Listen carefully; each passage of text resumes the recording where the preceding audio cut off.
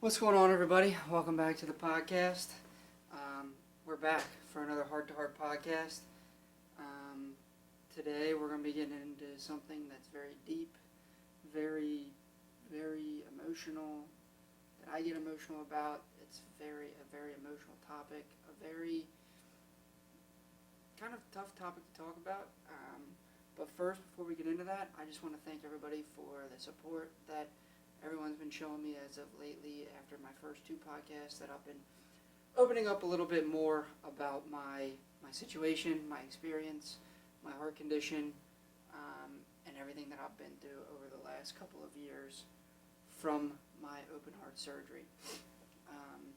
So if you could just keep up the support, keep pushing this out to anybody you think may be interested in this type of topic, or if you just like, subscribe, all that fun stuff, helps get it out to more people and push the cause that I support. So obviously I support any type of heart condition, especially in youth and youth athletes, being an athlete myself, and specifically sudden cardiac arrest in youth under the age of 25, mitral valve issues, conditions in young people, and just any heart condition in young people, as well as, health and fitness and wellness. It's kind of everything that I stand for, kind of how I live my life, and what I'm trying to do with my life going forward. So if you know anybody like that, send it out to them, but also just like, subscribe, do all that fun stuff to try to get this out to a bigger crowd, bigger audience, get more eyes on it, get more ears on it, try to push the cause. So like I said, I appreciate everybody out there. Before we get started, I also want to say real quick that anybody who wants to come join me on March 16th, 2025 for the American Heart Association Heart Mini Marathon here in Cincinnati, Ohio. Come join me. I've got a team. It's called the Heart2Heart team. I am trying to build a community and team that will come out and support the causes that I just described. Sudden cardiac arrest in youth, CPR, screening for young athletes. Just if you're just into health and wellness and fitness and nutrition, just come out and support. Come out and join. It's gonna be fun. Maybe a little cold, maybe warm. Who knows? It's in March here in Ohio, so we don't know the weather.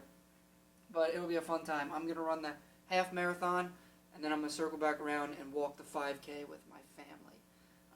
Hope to get as many people out as possible.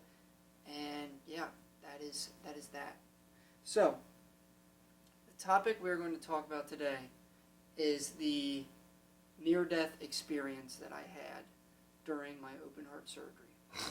So, just to kind of give a quick, brief explanation, description, this is basically, I've got to pull up what a near-death experience is described as. It is a profound personal experience associated with death or impending death, which researchers describe as having similar characteristics. When positive, which the great majority are, such experiences may encompass a variety of sensations including detachment from the body, feelings of levitation, total serenity, security, warmth, joy, the experience of absolute disillusion, review of major life events, the presence of a light, and seeing dead relatives. When negative, such experience may include sensations of anguish, distress, a void, devastation, and seeing hellish imagery. So, going off of that, I will say my experience was definitely a positive experience. Now, with that being said, it has caused me a lot of pain and suffering and anguish post the experience, trying to figure out what it meant, trying to understand the whole entire thing. Near-death experiences are something I didn't know about until I had it. something I had never heard about until I had one and started researching it myself. And it was definitely something I had no idea how to handle, how to deal with, and how to wrap my mind around what I saw, what I experienced, and just what happened. So, getting into that, if I'm looking down here at my phone, it's because I've got some notes, just of things that I've jotted down, try to keep myself on track so I don't go on a rampage here. So, obviously we started out March 15th of 2022, and that was the day of my open heart surgery. If you want to get into that whole situation, my last podcast talks all about day of surgery, waking up, all that fun stuff. So, go into surgery, I get put under, and everything goes black just like normal. I've had multiple surgeries. Everything just kind of goes black. You fall asleep, and then you wake up. That's usually how surgery goes for me. But that's not how it went this time. This time, everything went black. Felt like I fell asleep. And then all of a sudden, I wake up. But I didn't wake up in real life. I woke up what most people would consider a dream. You may consider it a dream as you're listening to this. But I woke up in a vision. I call it a vision. And that's kind of how I explain it, is a vision where I was in my grandparents' old living room sitting with my two grandparents. Now, going off of what this said, my two grandparents that I was sitting there with passed away over the last 2 years prior to my surgery. So they were not alive when I had this surgery. They had passed away multiple years before that. So, me waking up in their old living room in the house that we sold a couple years back was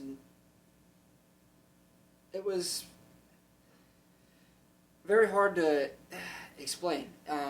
It's something that it was a very awkward moment, but it was also a very relieving moment.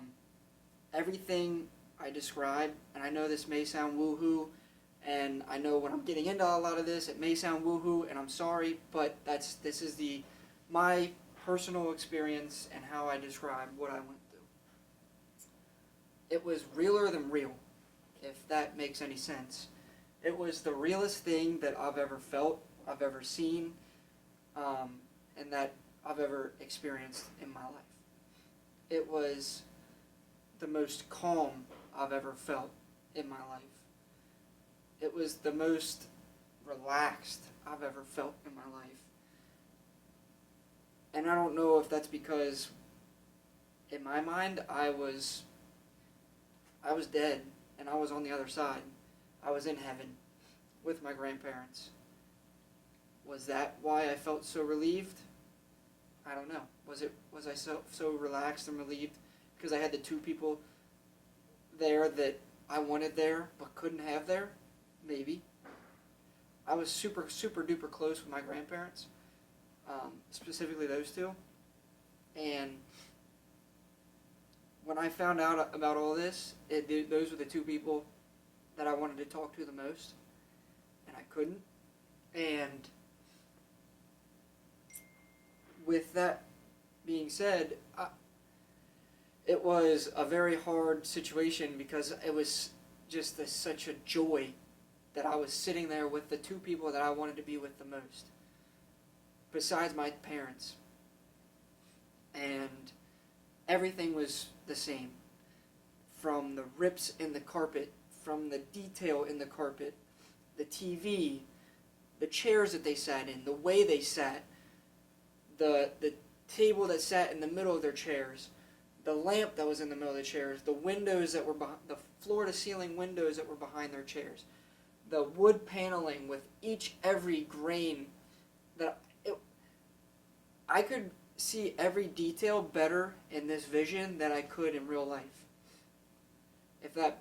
if you can understand that.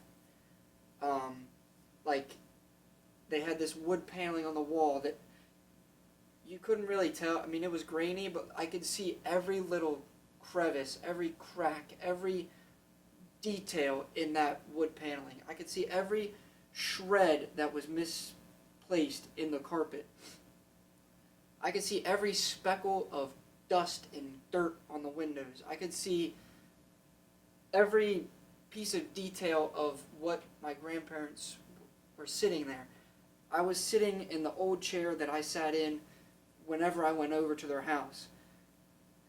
Everything was so perfect that it was unimaginable. And maybe that's because I was so relaxed, because that's where I spent a lot of my childhood.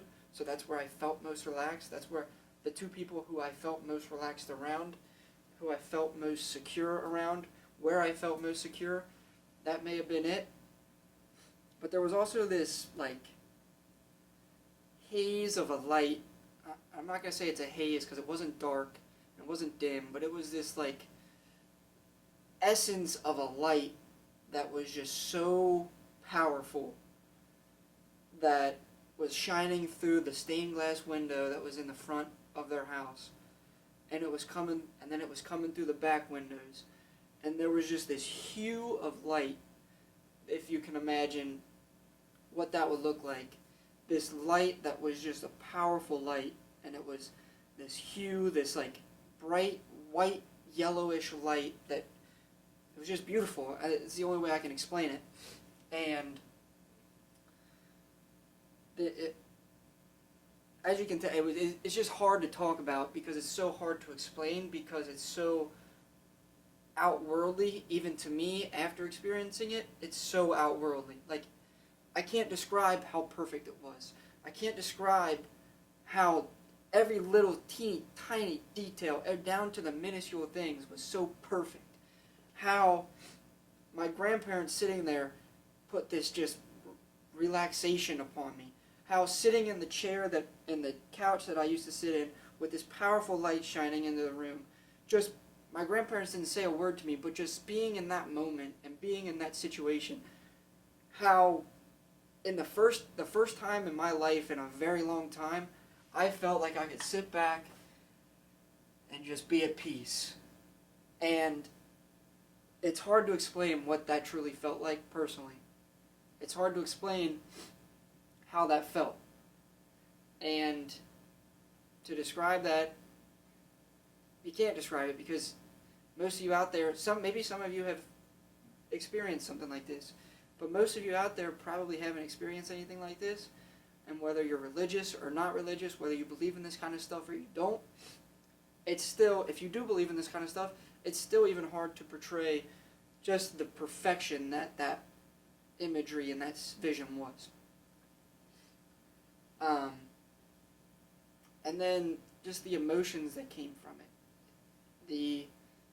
I explained the relaxation, but also the excitement, kind of the agony that it brought, because I wish that I could have talked to them in person, in real life, but I couldn't because they were dead. The feeling that I didn't want to leave. I did not want to leave that vision. I did not want to leave that feeling. I did not want to leave wherever I was. I did not want to leave. And waking up in the recovery room, facing my parents, after having the feeling of not wanting to come back to them, it was hard. It was extremely hard, and that's something I dealt with for the last 2 or 3 years, just trying to wrap my head around that. I thought I was the worst person in the world because I wanted to stay dead. I wanted to be in heaven. I wanted to stay in heaven. And then facing my parents and having to say to my parents that, yeah, I wanted to stay in heaven. I didn't want to come back to you guys. I love you, but that was the best thing I've ever felt, ever experienced, ever just been a part in my life, and I didn't want it to end. And So that part of my near-death experience, it was very positive, but it brought on a lot of negative thoughts and emotions and feelings post-experience. But it goes to seeing dead relatives, feeling this absolute disillusion from life, feeling these sensations of detachment. I didn't feel attached to this world at all when I was there. I was fully engrossed and encompassed in where I was in heaven and where I was with my grandparents and where I was sitting in that living room. I felt like the best version of myself. And it's hard to explain that.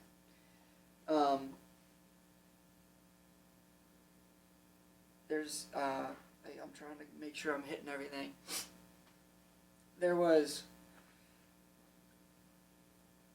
It's just an emotional topic. There's a lot of feelings, a lot of thoughts, a lot of things that have gone into me being able to even come out and talk about this. Me being able to even talk about it with my therapist, with my parents, with other family members. It took me 2.5 years to even try and start dealing with this and coping with this. I'll go into kind of the spiral that I went down after all this, coming out of this experience, dealing with it. I didn't deal with it very well. I went down a dark path of depression, anxiety, survivor's guilt that pushed me towards alcohol and a little bit of binge drinking addiction and it's for another topic. It's another topic for another day, but yeah, it caused a lot of issues.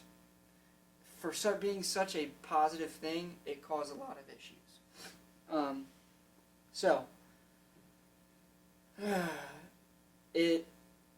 Going off of that vision, I was in that vision. I didn't want to leave. Then I got sucked into a different vision. A completely 180 of what I was just experiencing. I get sucked into another vision of being in the desert on a mountaintop with a figure on my right. This figure was on my right. He was on my right. And I'm getting goosebumps just talking about this. And I'm looking down upon a wide array of desert with people all wearing the same, what looked like jumpsuits, walking in a straight line, 2 by 2, down the desert. Now this figure that I was standing next to didn't say a word, just like my grandparents in the last vision didn't say a word to me, which I thought was a little odd and weird, but this is all new to me, so I didn't know what to expect. I didn't know what should happen, what shouldn't happen. But I'm in this next vision with this figure who I believe was God. He was in a robe, long beard, long hair, a very powerful presence that was right next to me. And we were looking down upon this group of people in these jumpsuits walking through the desert. And like I said, there was nothing said. There was nothing. There was no sign of hey, this is what we're looking at. This is what I want you to see. This is what I want you to feel. This is what I want you to take from this. This is what I want you to do. There was nothing. It was just people, desert, God. And that is where I got sucked to. How I am perceiving it and how I'm trying to break it down currently is that I was so happy and so peaceful and so at peace with my grandparents in what I believe to be was heaven, that God let me have a little taste of that, but that wasn't my time to stay there. So he sucked me into this new vision, pulled me from where I was at peace, and said, no, you're not allowed to stay there. It is not your time yet. You cannot, as great as this is, you cannot stay, because I need you for more.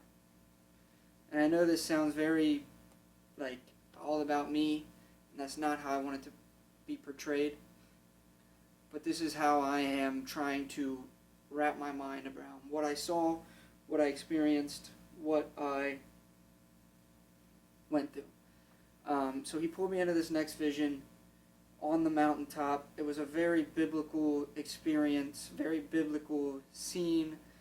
It was like when Moses went up to the mountaintop to meet with the Lord when he was trekking through Egypt and doing all that. It was a very biblical, like a Moses time when he was up on the mountain with the Lord, trying to portray the Lord's message to the people, and get the people to believe in the Lord and the Lord's message. That's what I took this as. Now, I still have no idea why I saw people in jumpsuits in the desert walking 2 by 2. But again, it was another very, very visual experience. Very visual. It was realer than real. The light, this hue of light that was it wasn't desert, the sun beating down any heat. It was this white hue of light that just had this power to it, and also had this peace to it. And the people that were down there were realer than real. The jumpsuits, they were a colored jumpsuit. The sand was so soft, so plush, so perfect, so perfectly groomed. Everything about these visions was perfect. And when I say perfect, I know, again, it sounds crazy, but it was perfect. Everything, down to every little teeny tiny detail, was perfect.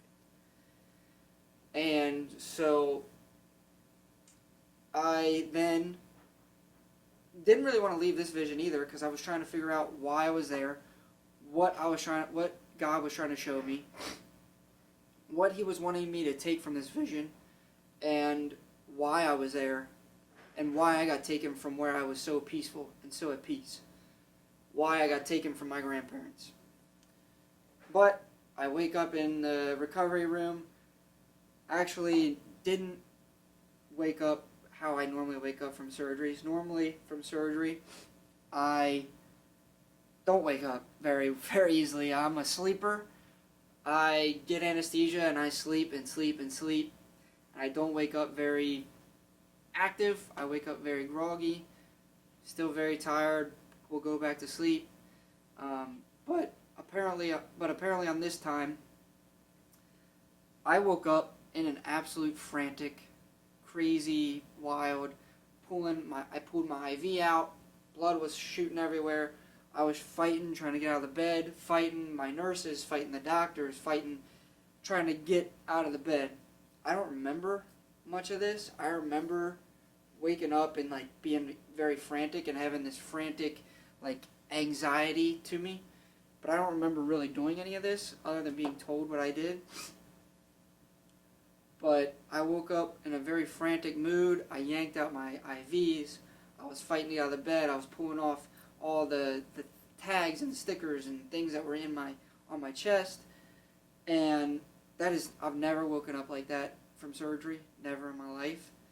And I'm going to equate that to the visions I saw, that I was so wound up from seeing those visions that I had that frantic, anxiety, anxious moment. So, coming out of that, how I felt, how I what I thought, what I felt. Immediately told my parents what I saw. Um, and really at first I didn't think a whole lot about it. I was so focused on recovery and walking again and standing up again and breathing. I was so focused on the recovery side of it that for those like 8 to 12 weeks, I didn't really think about these visions at all. I didn't think about this near-death experience at all. Really, probably for the first 6 months, it didn't really hit me. But get to about that 8-month mark, and all these emotions started flooding back. And that's when the depression hit. That's when the survivor's guilt hit.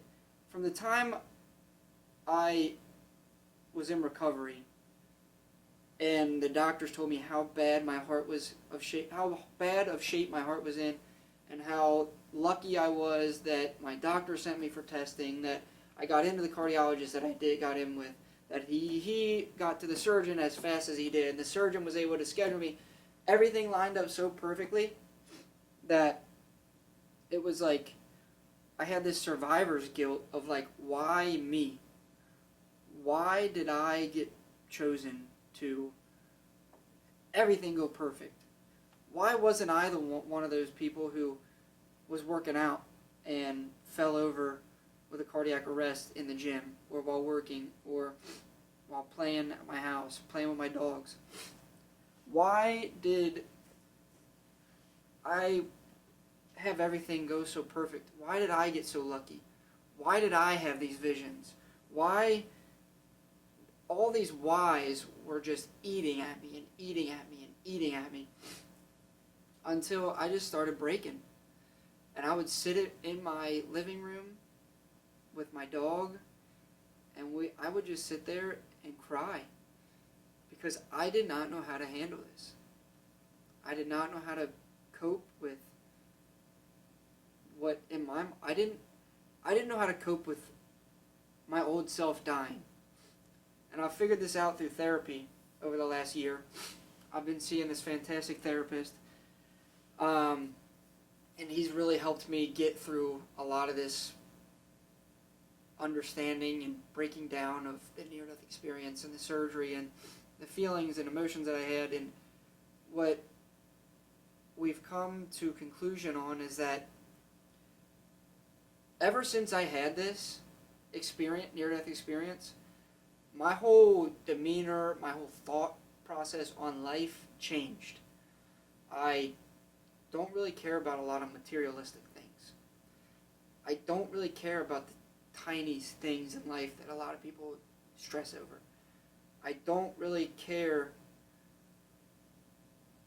if somebody goes out of my life, other than like my parents and my family. If like I have a friend and they just they move away, or it doesn't really bother me because in my mind, like, I'm gonna see them again at some point, hopefully in heaven. So like, a lot of these things, like, I just have a different mindset and thought process on life. Like, what my therapist and we talk about, and what we've kind of broken down with the second vision of seeing those people in the jumpsuit walking down this line of down the desert, is that is what the social norm looks like for life. We have this social community line of how we're supposed to live, what we're supposed to do, every step that we're supposed to take from the time we're little kids, the thought process we're supposed to have. All these things are just ingrained in us from the time we're children, especially now with technology and social media. It's just pounded in us. This is how you're supposed to think. This is what you're supposed to feel. This is what you're supposed to do with your life. And now, after this, I have broken away from that social norm, straight and narrow line, and I live on this outer realm of where not a lot of people live. And because of that, I don't worry about materialistic things. I don't really care about how much money I make. Yeah, I want to make money for my family and for my community, but it's not really for me. For me, I want to make my community better. I want to make my family better. I want to be an impact on people. I want to impact my community.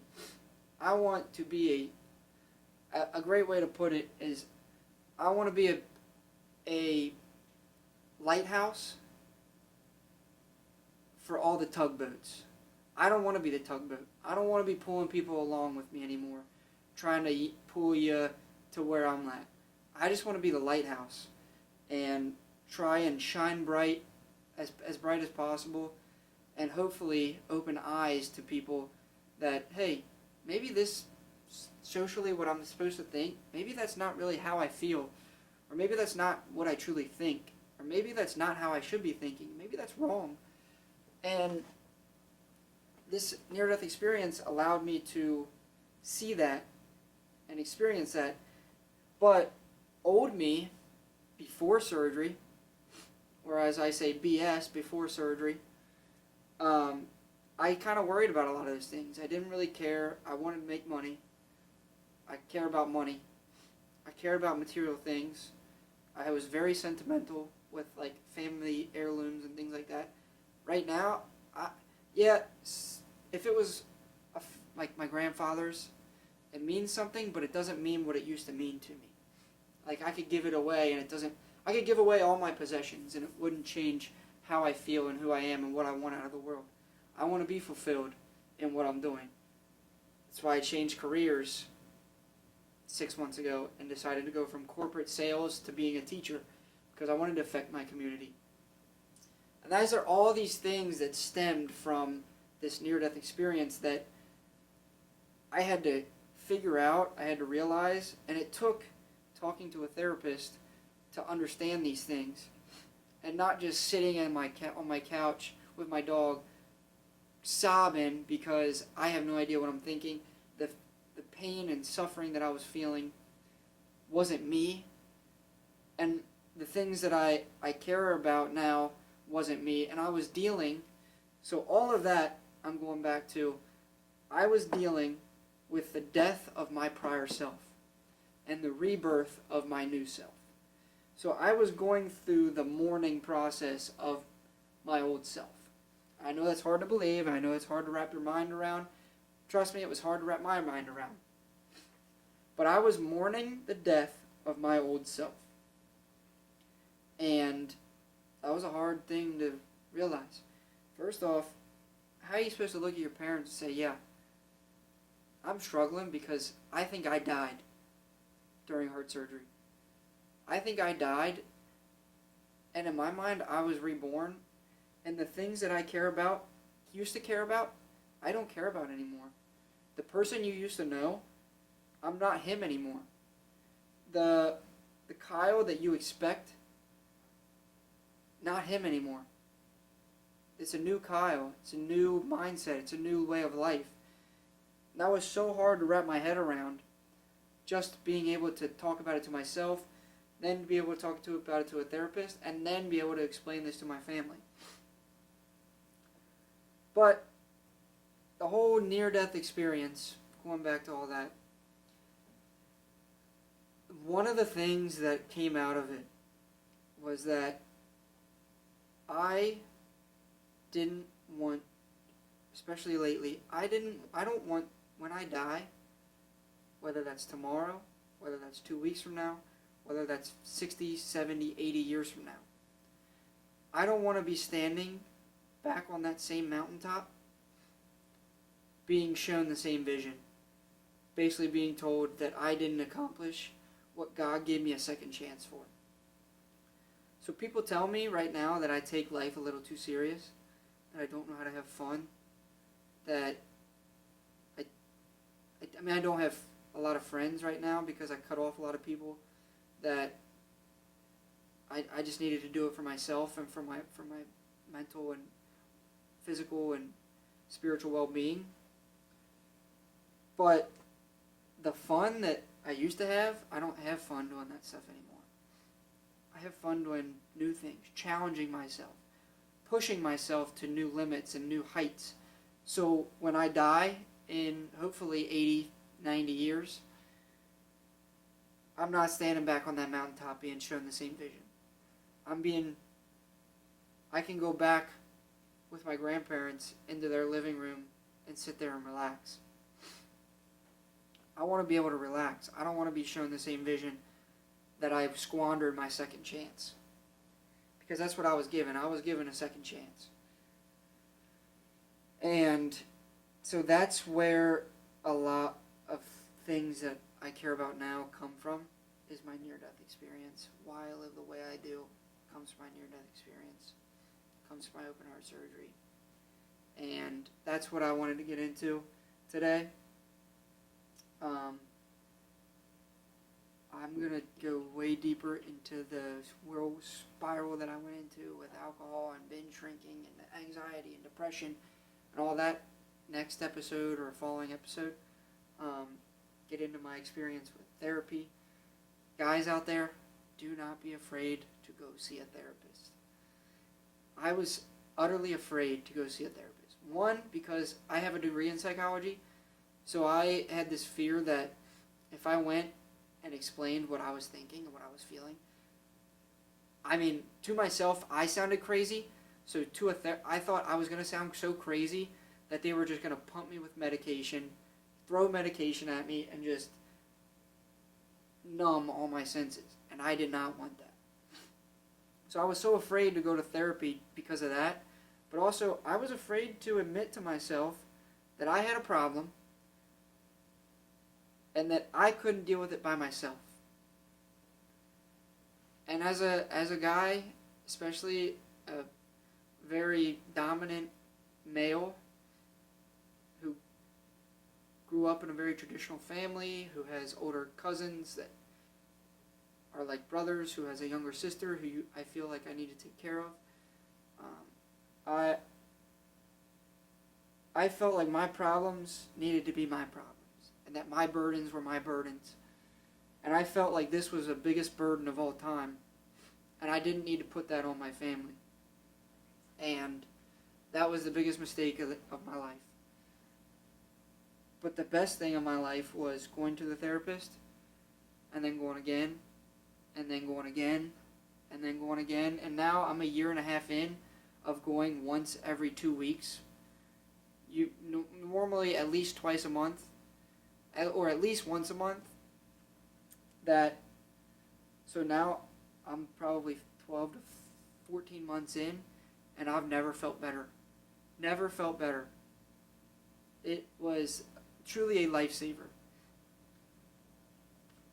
It got to the point, I got so bad before I started seeing a therapist that I was out binge drinking with friends, partying my weekend away, trying to escape what I was feeling, that I got into an altercation in a bar, ended up in the hospital, and I was telling my parents that they should have left me in a ditch to die. I was telling them that they should have left me in the middle of the street to bleed out. I was telling them that I didn't deserve to be saved. And that was at that moment that I realized, like, hey, this is bad, really bad. I need to talk to somebody. If I can't talk to my parents, I need to go talk to somebody else. And that's when I found my therapist, who I love. He's literally, all my success over the last 12 months has been to him. And I couldn't push, if you were struggling as a young male, I couldn't push talking to a therapist, talking to somebody, multiple times, more than once. I couldn't push it more. So, that is my near-death experience during open heart surgery. It was, like I said, a life-changing moment, a life-defining moment, and something that will define my life for the rest of my life. I dealt with depression. I dealt with anxiety. I dealt with survivor's guilt. I dealt with thoughts of not wanting to be here anymore. I dealt with thoughts of wanting to be back in heaven. And if you're out there and you're dealing with those type of things, seek help, please. Like I said, I couldn't push it more. If you are struggling with anything, go talk to somebody. And I hope me opening up like this, look, it took me 3 years to open up about this. It took me 2 years to open up to it to a therapist. It took me 2.5 years to open up about all this to my family, to my parents, who I am super close with. It took me 2.5 years I struggled with this. 3 years to be able to be in a mindset, in a place of spiritual and mental wellness and capacity to be able to share this to the world, to be able to share this with everybody, to be able to want to share my story. It took so much effort and work, but it was so worth it in the long run. Because like I said, I have never felt better. I've never been more mentally clear. I've never been more spiritually clear. I've never been more physically clear in my life than I am right now in my life. So, plenty more to come. Like I said, I'm going to talk about the whole spiral of all that in another episode. Also going to get into, I am working to partner with a local foundation that works with education of CPR, AEDs, all that fun, getting AEDs to local schools and all that fun stuff. I've talked and met with somebody, another survivor who runs another nonprofit up in Connecticut. We're gonna try and put something together where I go and speak and talk about my story, and we're just trying to spread the word of cardiac events, cardiac conditions, and the whole world around cardiac conditions in youth, young athletes. Like I said, trying to push screenings, trying to push knowing CPR, knowing how to use an AED, trying to push mental health, like I just talked about. Yeah, that is my near-death experience story.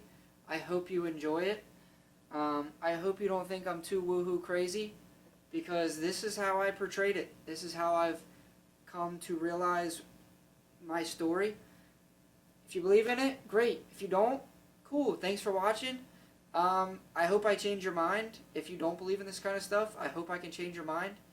And if you do believe in it, I'm always open for comments, open for conversation. I want to talk to people. I want to talk to more people who have been through things like this. Whether you had open heart surgery, whether you had a cardiac arrest, you're a cardiac survivor, whether you had a near-death experience. Anybody out there that who's been through any of this, I'd love to talk to you. I love talking about this. I could talk about this stuff all day long, and it's a life passion of mine now. That's why I'm running in the Heart Mini Marathon. That's why I'm trying to pursue like greater physical attributes. And yeah, life coming up. I'm going to have a stress test done. I met with a new cardiologist, and he's wants me to schedule a stress test to see how my heart's working, my heart capacity, the strength of my heart, so we can regulate medications, and so I can be at my best athletic-wise for these endurance events that I want to accomplish. And I want to accomplish these as, like I said, I want to be that lighthouse of, hey, this kid has been through all this, he's been through the medications, he's been through the open heart surgery, he's been through the near-death experience, he's been through the mental struggles, but he's still working, he's still pushing himself, and he's still accomplishing great things. And I want to show you that you can accomplish great things. You can get past the mental struggles you're in right now. You can, if you're out of shape, overweight, and you want to get in better shape, you can do it. You can get in better shape. You are meant for better. Everybody out there is meant for better, and that's all I want to put out to the world, is just this. You are meant for better, and you can accomplish better if you put your mind to it and start thinking positively about bettering yourself, bettering your community, bettering your family, bettering your mind, your body, your soul. that is my speech for today. That's my rant, and I appreciate everybody watching. I love it if you like, subscribe, comment.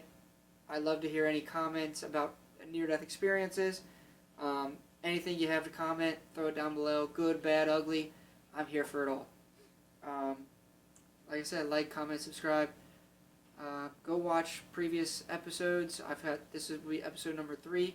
2 episodes prior, we talk about the lead up and catching my heart condition, and then we talk about in episode 2, day of surgery and waking up in recovery. So, thank you all for watching. This is the Heart to Heart podcast, and we will see you next time.